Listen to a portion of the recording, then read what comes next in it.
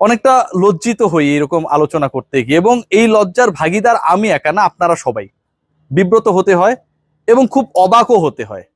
বাংলাদেশ দলের ক্যাপ্টেন নাজমুল হোসেন শান্ত আনুষ্ঠানিক প্রেস মিটে তিনি বলেছেন যে বাংলাদেশ দলের সামনে যে সেমিফাইনালে যাবার যে লক্ষ্যটা ছিল, যে টার্গেটটা সেট হয়েছে, যেই টার্গেট আজকে সকালবেলা ফেসবুকে স্ট্যাটাস দিতে দিতে আমরা মুখস্থ করে ফেলেছি। যে লোকটা ক্রিকেট পছন্দ করে না তাকেও মুখস্থ করিয়েছি, কিংবা আমাদের দেশের বাইরের বন্ধুরা বোঝার চেষ্টা করেছিল যে বাঙালি এই বন্ধুদের কি হলো, সেই ব্যাপার নিয়ে একটা উদ্বেগ তৈরি করেছি।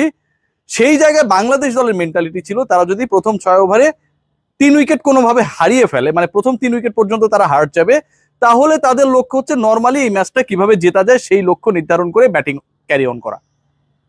ভাবতে পারেন কতটুকু অবাস্তব, কতটুকু লক্ষ্য বিপর্জিত, বিব্রতকর, লজ্জার পরিকল্পনা নিয়ে বাংলাদেশ দল আজকে আফগানিস্তানের বিপক্ষে খেলতে নেমেছে।